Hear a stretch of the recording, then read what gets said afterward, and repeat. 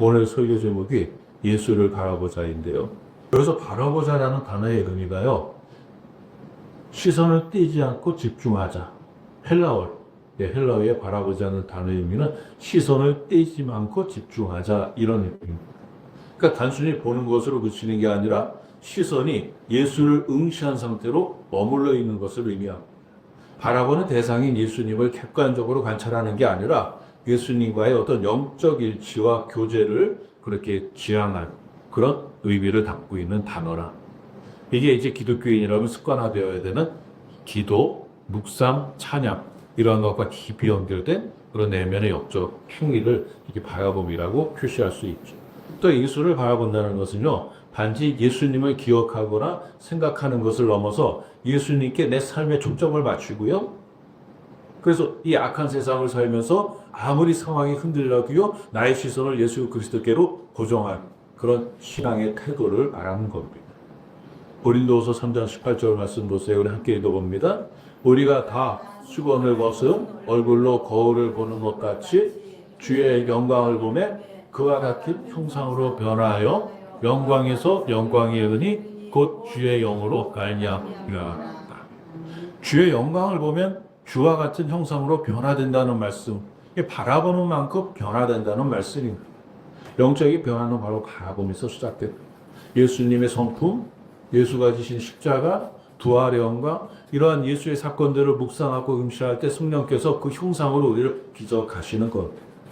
이게 바로 바라봄의 영성이 주는 영적 비익이죠. 보세요. 세상은 끊임없이 우리의 시선을 분산시킵니다. 제 처가요, 지난 화요일날 사모 세미나에 와서 사모님들과 친교하던 중에 들은 이야기를 와서 해주었는데요. 어느 교회에 기둥 같은 안수 집사님 두 분이 갈등을 일으킨 이야기입니다. 뭐 자세히 다 할 수는 없고요. 정말 주먹까지 직전까지 갔다가 안수집사님들끼리 뭐 나이가 비슷한 또래였겠죠. 그러니까 가까스로 봉합되었지만 서로 외면하고 다니다가 서로 등 돌리고 고개 돌리고 다니다가 결국 한 분이 못 견뎌서 떠나겠다고 선언을 했답니다. 다행히 그 한 분이 떠나겠다고 했는데 다른 분이 내가 잘못했으니까 우리 다시 화해하자 뭐 이렇게 해갖고 겨우 가까스로 정상화가 되었는데, 그 길지 않은 기간 동안 목사님 부부는 정말 너무 힘들었던 겁니다. 두 분이 싸우니 누구 편을 듭니까? 그 두 분이 왜 갈등을 일으키게 되는가는 바로 대표 기도에서 시작되었는데요. 긴 이야기 간단하게 해주려, 한 분은 친명이고 한 분은 친명이었던 모양입니다. 대표 기도에서 정치색을 너무 강하게 드러내니까 문제가 된 겁니다. 이게 문제거든요.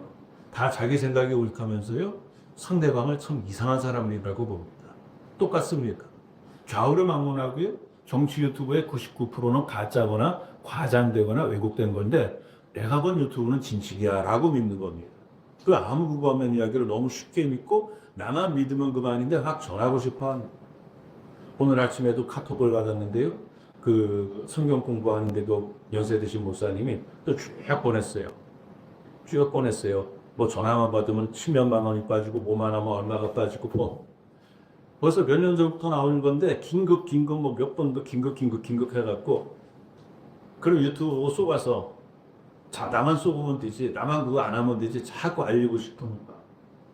제 모교회에서도요, 어디 맹모사님 교회요, 영남교회 이전에 그 한참 소용돌이 때 젊은 장로가 대표 기도 시간에 과격한 기도를 했다가 윤석열 섹스 뭐 이런 것을 기도를 했다. 예배후에 원로 장로님들이 고함을 지르고 막 큰 소동이 벌어졌다고. 아무리 내가 생각이 옳고 아무리 내가 가진 지식을 알려주고 싶어도요, 이 공적인 자리에서는 절대로 상가하게 돼요. 나만 아는 게 아니고 남들도 다 나만큼 잘 알고 있습니다. 예배 시간에 목사의 설교나 중직자의 기도가 점수적인 발언일 때 가장 심각한 폐해가 뭐냐면요, 성도들에게 예수가 아닌 세상을 바라보게 만드는 겁니다. 세상을 생각하게 하는 겁니다. 물론 그런 정치 지향적인 교회들이 있습니다. 뭐 여러 군데 있습니다. 근데 그 믿음의 본이 안 되고요. 정치 참여가 교회의 본질인 것으로 착각하고 성도들을 호도하는 그런 교회들의 과오는 주님이 분명히 구별하실 겁니다. 우리는요, 오직 주님만 바라봐야 됩니다. 오직 기도하고 오직 찬송하고 오직 말씀 나누고 그러면서 주님이 주실 은혜를 기대하고 열심히 뿌리면 반드시 기쁨으로 열매 거둘 날이 오리라고 믿습니다. 교회의 열매만이 아니라 예수를 바라보며 믿음으로 충성하는 여러분 가정과 기업에도 열매가 맺어질 줄 믿습니다. 예수를 바라보면 인생길도 형통할 수 있습니다. 현대인이 추구하는 삶의 목표 중에서 가장 보편적인 것이 뭡니까? 솔직히 건강하고 돈 많이 벌고 출세하고. 예수를 잘 믿는 사람도 대부분 이런 목표를 가지고 있을 겁니다. 그러나 이게 가질 수는 있지만 가장 바람직한 삶의 목표는 아니라는 사실을 우리가 분명히 알아야 돼요. 물론 돈 많이 벌고 출세하면 맛있는 것도 먹을 수 있고 좋은 옷도 입을 수 있고 무엇보다도 크고 안락한 집에서 살 수 있겠지. 우리 이사하고요. 아직 가스가 설치가 안 돼갖고 민생 회복 쿠폰 갖고 그제 이틀 동안 점심 먹었는데 그렇게 쓰니까 좋습니다.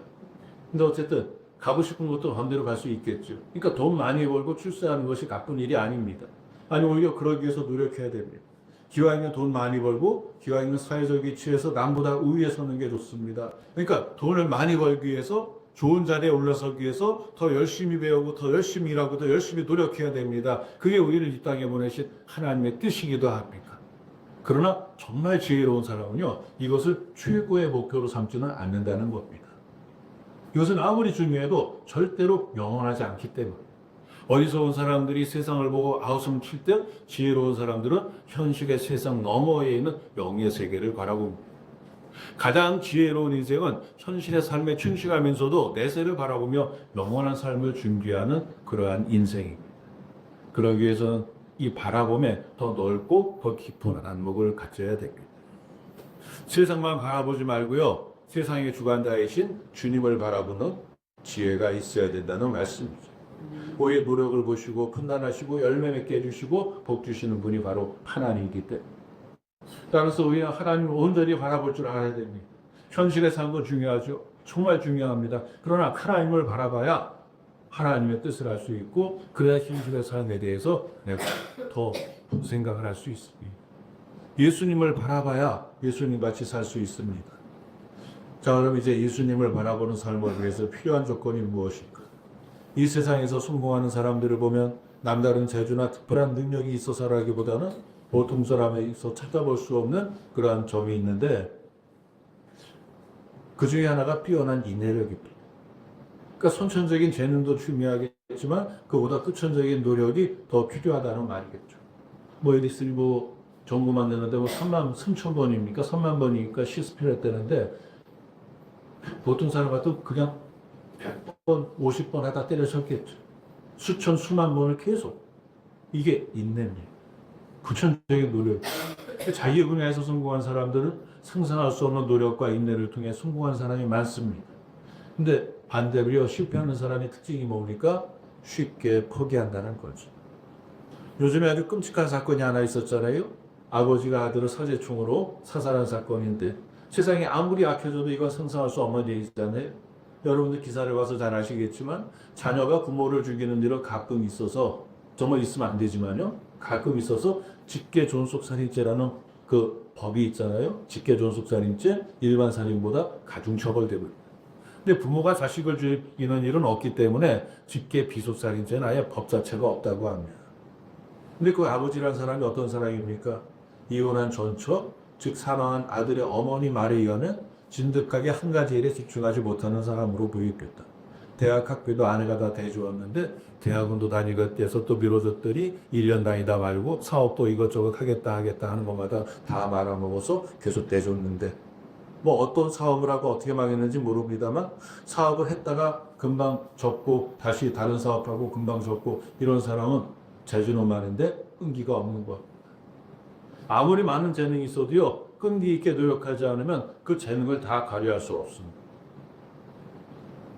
이미 오래전에 돌아가신 아버지 흉을 좀 한 가지 보겠습니다.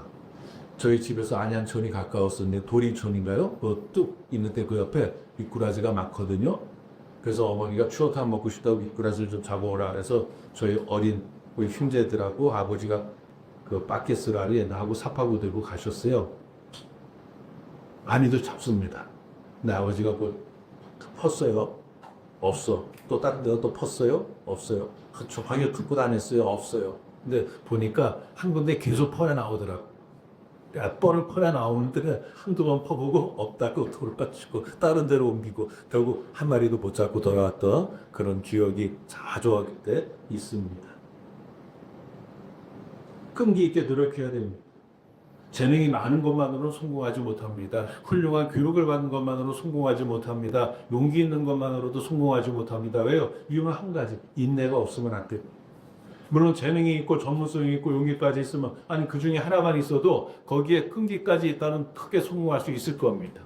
끈기, 참을성이 없어서 조금 해보다가 도중에 포기하기 때문에 성공하지 못하는 겁니다. 이런 이들에게 정말 필요한 게 인내인데요. 행복한 가정을 만들기 위해서도 역시 인내가 필요합니다. 왜 그렇게 자꾸 많이들 헤어집니까? 누구든지 헤어지려고 밥 먹어서 몇 번 헤어집니다. 하지만 평생 살잖아요. 사는 사람들도 많잖아요. 피차 맞춰가면서 서로 인내하는 겁니다. 직장에서 인정받으려고 해 인내가 필요하고요. 사업에 성공하려고 그래도 인내가 필요하고요. 어려우면 어려울수록 필요한 게 인내입니다. 야고보서 1장 2절 4절 말씀 함께 읽어봅니다. 내 형제들아 너희가 여러 가지 시험을 만나거든 온전히 기쁘게 여기라. 이는 너희 믿음의 시련이 인내를 만들어내는 줄 너희가 알미라. 인내를 온전히 이루라.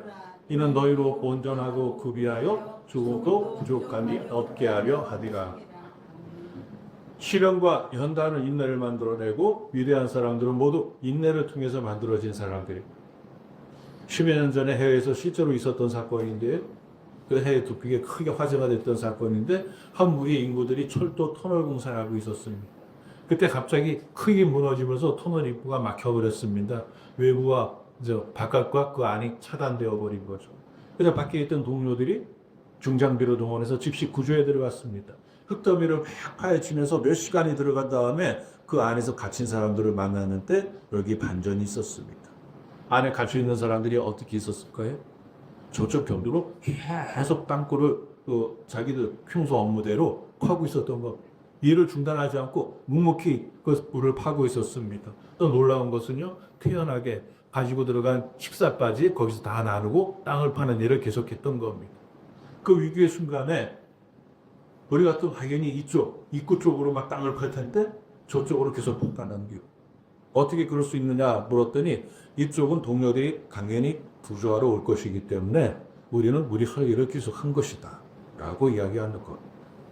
확고한 믿음이 있었기에 동료들에 대한 믿음이 있었기에 평소와 다름없이 일을 계속 할 수 있었던 것이죠. 생사의 갈림길에 서 있으면서도 철저하게 동료들을 완전히 신뢰한 그 행위가 사실 인내잖아요. 오늘 우리에게 필요한 게 바로 인내입니다. 우리는 인내를 가지고 경주해야 됩니다. 하나님이 주신 약속의 말씀을 믿고 인내해야 됩니다. 기도도 끊임없이 간절하게 할 때 응답을 받게 되는 것. 이게 인내죠. 예수를 바라보라는 말은요. 한 번씩 끝 보고 말하는 게 아니라 인내를 가지고 끈기 있게 오래 봐야 한다는 말입니다. 오늘 본문 1절 말씀 보세요. 함께 읽습니다. 이러므로 우리에게 구름같이 둘러싼 커다란 득이들이 있으니 모든 무거운 것과 얽매이기 쉬운 죄를 벗어버리고 인내로서 우리 앞에 강한 경주를 서며. 이 히브리서는요.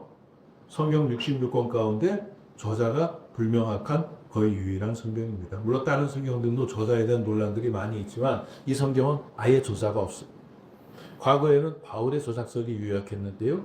서두의 문체가 일반적인 바울 서신과 너무 달라서 지금은 바울이 썼다 주장하는 학자들은 많지 않고요. 저자 불명 이렇게 이야기를 하고 있습니다. 학자들에 따라서는 바나바가 썼다, 아볼로가 썼다, 누가가 썼다, 심지어 그리스길라가 썼다, 여러 인물을 주장하기도 하지만 그 결정적인 증거는 아무것도 없습니다. 그러나 이제 저작 시대는 신약 성경이 다 기록되던 그 초대교회 무렵인 것으로 보고 있죠. 그러한 관점에서 이 저자가 말씀하는 허다한 증인, 구름같이 둘러싼 허다한 증인이 과연 누구일까? 이 앞장, 히브리서 11장에 등장하는 믿음의 선배들 있잖아요. 아벨, 에녹, 노아, 아브라함, 모세 등등 맞습니다. 그분들이 아마 저자가 말하는 또 허다한 증인들일 수 있습니다. 말씀이 쭉 이어져 가니까요. 한 걸음 더 나아가세요. 지금 우리 주변에도 허다한 증인들이 있습니다. 먼저 간 조상이나 가족들, 믿지 않는 사람들, 우리 주변에서 우리를 지켜보고 있는 그 사람들이 많이 있습니다. 그래서 나 혼자 인생을 사는 것 같아도 많은 사람들이 우리를 지켜보고 있다는 사실을 우리가 항상 알아야 합니다. 그들은 경기장의 관중들처럼 우리가 달려가는 것을 보고 있습니다. 근데 경주를 잘하려면 어떻게 해야 됩니까? 우리가 함께 공독한 말씀대로요. 무거운 것과 얽매이기 쉬운 죄를 다 벗어버려야 돼요. 여기서 말하는 무거운 것은요. 본질적으로 죄는 아니지만 경주, 즉 신앙생활을 하는데 도움은 못 줄망정 방해가 되는 그러한 요소들을 의미합니다.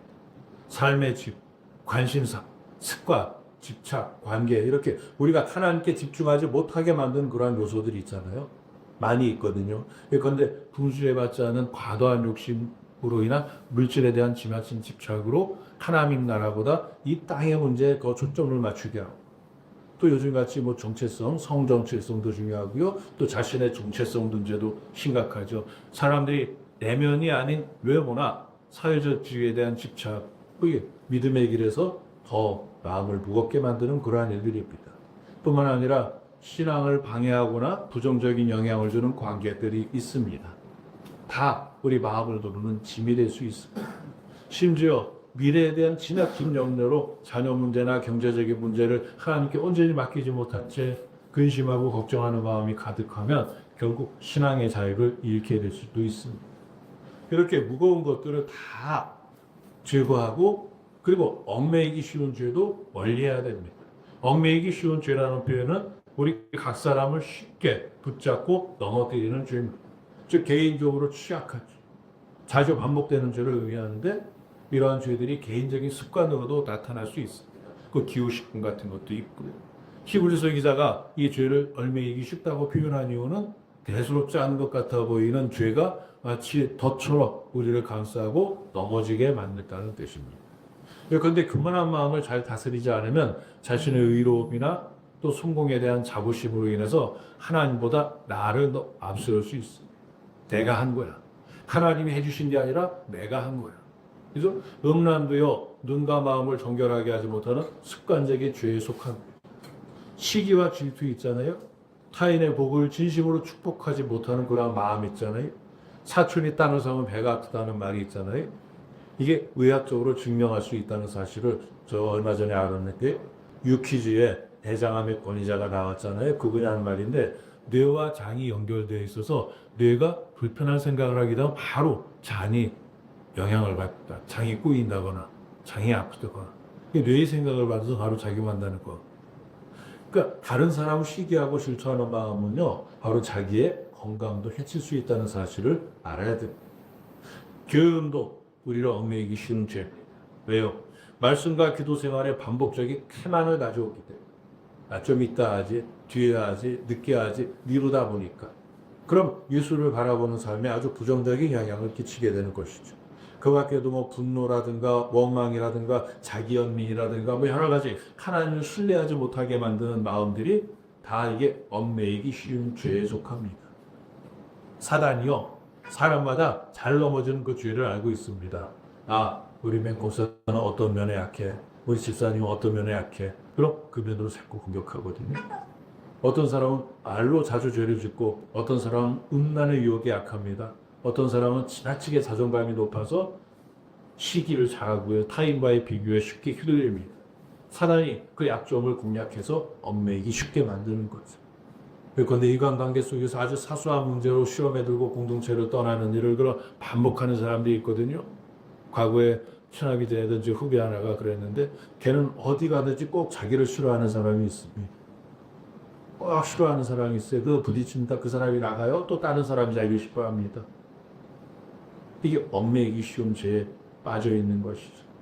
예수를 바라보는 삶을 통해서요. 하나님 앞에 영광 돌리고 말씀에 순종하기 위해서는 그런 잘못된 습관, 악한 것을 버리고 얽매이는 것과 죄악 다 던져버리고 나가야 됩니다. 사도 바울이 에베소서에서 뭐라고 말씀했는지 보세요. 4장 24절입니다. 너희는 유혹의 욕심을 쌓았어 벗어가는 구습을 쫓는 귀의 사람을 벗어버리고 오직 심령으로 세웠게 되어 하나님을 따라 의와 진리의 거룩함으로 지으심을 받은 새 사람을 입으라.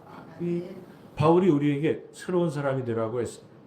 어떻게 하면 새로운 사람이 될 수 있다고 합니까? 옛사람의 나쁜 습관을 버려야죠. 교만한 사람, 불순종에 빠진 사람은 반드시 하나님 앞에 심판받습니다. 책망받습니다. 죄를 지으면 반드시 그 죄에 대한 대가를 치러야 한다는 사실을 주님이 우리에게 말씀해 주고 있습니다. 그러나 하나님 앞에 회개하면 하나님께서 용서하시고요, 구원해 주십니다. 설사 병들어 죽어간다 할지라도 하나님께서 건강하게 회복시켜 주실 수 있다는 사실을 믿으시기 바랍니다. 그 2절 뒷부분 말씀 다시 보세요. 인내로서 우리 앞에 나은 경주를 경주하라. 달리기 경주에서도요, 인내가 필요합니다. 마라톤 같은 장거리 경주에서는 오르막길도 있고 내리막길도 있습니다. 어떤 때는 숨이 차서 꼭 죽을 것만 같습니다. 포기하고 싶은 유혹도 생깁니다. 제가 군에 있을 때 10km 구보가 폐지되고 25km 급속행군이라는 게 생겨갔고요. 10km가 아니라 25km 군장을 메고 뛰는데 이 많은 사람들이 낙오라. 저도 정말 낙오하고 싶고 그냥 뻗어서 앰뷸런스 타고 실려가고 싶은 마음이 막 굴뚝 같은데 갑자기 막 깜빡이 음악이 들리고 박수가 들리고 합니다. 그 중간에 응원 부대가 와서 응원하는 겁니다.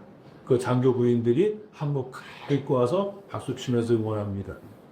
거기서 어떻게 나가니까 또 힘을 얻고 또 가는 것. 프로들은요, 되게 끝까지 갑니다.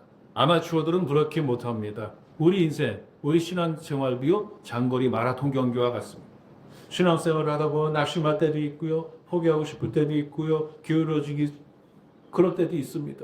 또 특별한 일이 없어도요, 집에서 그냥 뒹굴뒹굴하면서 교회 오기 싫을 때도 있습니다. 그렇다고 해서 포기해서는 절대 안 됩니다. 힘들수록 더욱 인내하는 마음을 가지고 하나님 앞에 목숨 바쳐서 더욱 열심히 충성하고 더 헌신해야죠. 그때 하나님께서 그 믿음과 신앙을 통해서 축복하시고 은총을 베풀어 주십니다. 고린도전서에 또 말씀이 있습니다. 9장 24절인데요. 운동장에서 다름질하는 자들이 다 달릴지라도 오직 성을 받는 사람은 한 사람인 줄 너희가 알지 못하느냐 너희도 성을 받도록 이와 같이 다른지라. 하나님께 성 받는 사람, 축복받는 사람이 어떤 사람입니까? 하나님은 끝까지 달린 사람에게 성과 축복을 허락해 주시는 분입니다. 1800년대 말에 미국 최고의 갑부였던 사업가였던 강철한 카네기라는 분은요, 승부를 가리는 데 있어서 가장 중요한 것은 인내다, 이렇게 설파했습니다. 그는 참고 있으면 반드시 기회가 생긴다, 이렇게 말합니다. 생존 경쟁에서 역시 남보다 앞서기 위해서 무엇보다 강인한 인내가 필요하다는 것. 인내하는 마음을 가지고 살 때 반드시 열매가 나타납니다.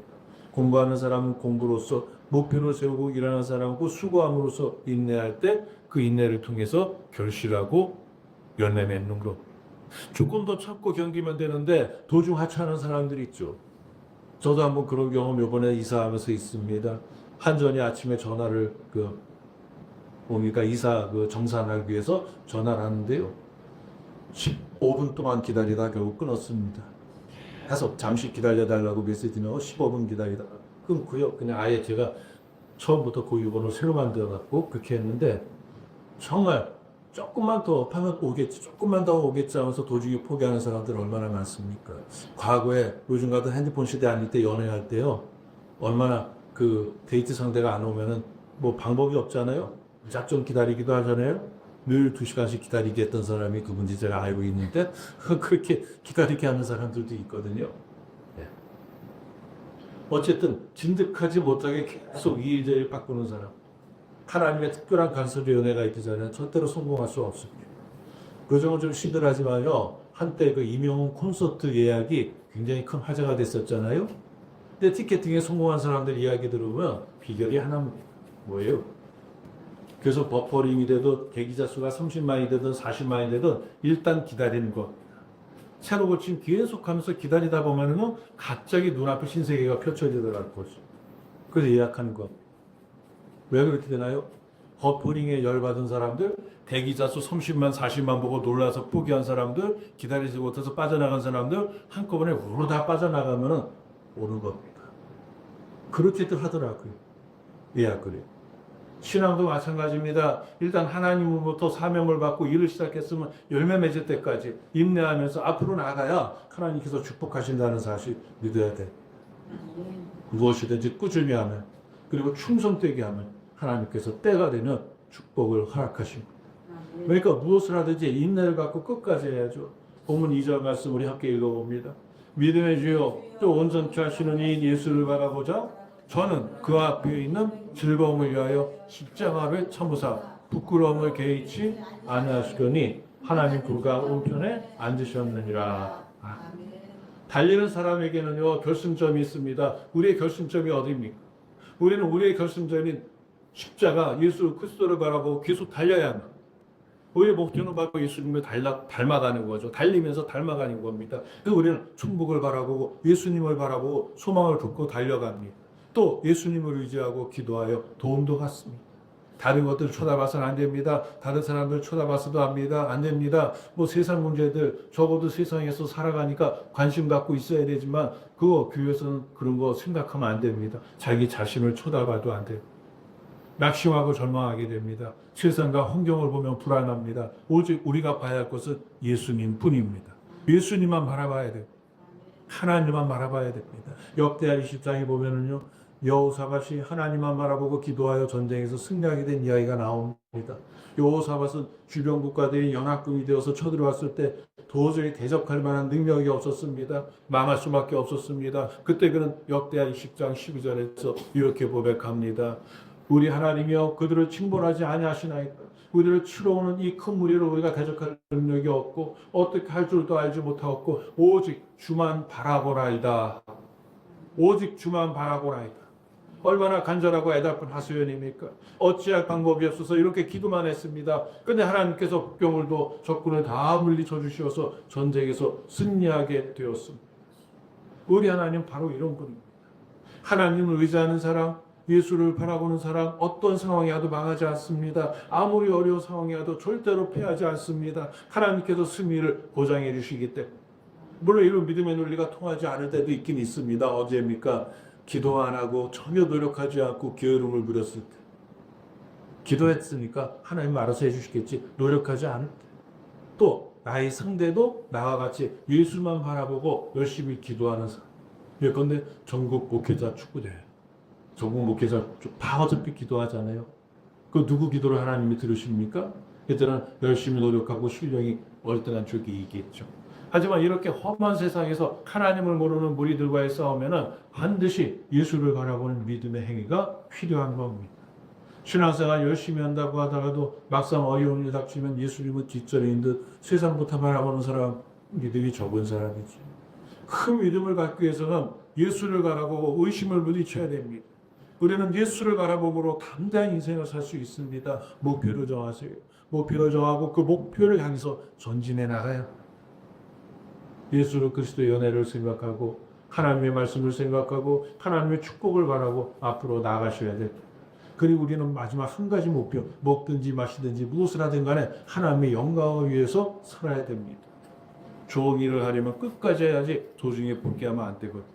전도도 인내하며 해야 됩니다. 기도도 인내하며 해야 됩니다. 몇 번 권해보다가 반응이 없으면 저 사람은 예수 못 믿을 사람이야. 에이, 아내 필요 없어, 소용없어. 이러보잖아요. 그럼 아무도 전도할 수 없습니다. 과거에 유명했던 진돗개 전도와 같이요. 내가 저 사람 전도하겠다고 마음먹으면 끝까지 물고 늘어져야 됩니다. 봉사하는 것도요. 충성하는 것도요. 인내하면서 해야 됩니다. 때가 되면 하나님께서 하늘 문을 활짝 열어주시고 축복과 은총을 쌓을 것 없이 풍족하게 베풀어 주실 줄 믿으시기 바랍니다. 물론 아무리 믿음이 있어도요. 오랫동안 달리다 보면 피곤할 때도 있고 낙심될 때도 있습니다.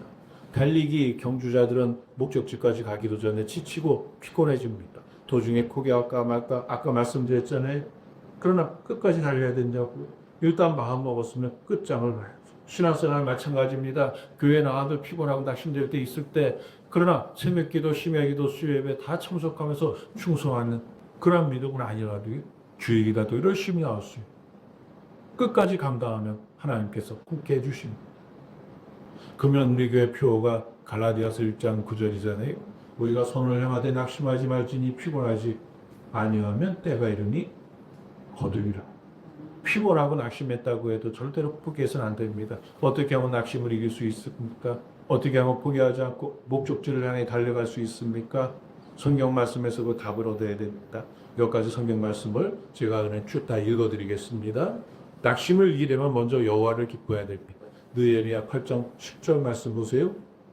이날은 우리 주의 성일이니 근심하지 말라. 여호와로 인하여 기뻐하는 것이 너희의 힘이라고. 여호와를 기뻐하는 것이 너희의 힘이라. 또한 하나님의 말씀을 의지하고 온전히 순종해야 됩니다. 10절 119편 81절 보니까 나의 영혼이 주의 구원을 사모하기에 피곤하오나 나는 오히려 주의 말씀을 바라나이다. 항상 열심히 기도해야 됩니다. 사도행전 말씀 보세요. 한밤중에 바울과 신라가 기도하고 하나님을 찬송하며 죄수들이 듣더라. 이에 갑자기 큰 지진이 나서 옥토가 움직이고 그 문이 곧 다 열림에 모든 사람의 매인 것이 다 벗어진 기도의 능력을 나타내는 말씀입니다. 여러분이 기도를 생활하여서 항상 주 예수 그리스도를 바라보는 삶을 사시기를 소원합니다. 예수 그리스도는 믿음의 주요 우리를 온전하게 하신 분이며 하나님의 능력이십니다. 그리스도를 바라보면 살고 세상을 바라보면 죽습니다. 믿음으로 산다는 것은 온 땅을 통치하는 하나님의 주권을 믿고 신뢰하며 사는 겁니다. 하나님을 내 삶의 목표로 삼는 거죠. 우리는 믿음의 사람들입니다. 믿음의 번호표를 갖고 신앙의 경주를 하는 사람들입니다. 그의 목표인 예수 그리스도를 바라보고 쉬지 말고 달리며 인내로서 경주하며 하나님 나라와 그의 의를 구하며 살아 승리한 성도들이 다 되시기를 주님의 이름으로 축원해 드립니다.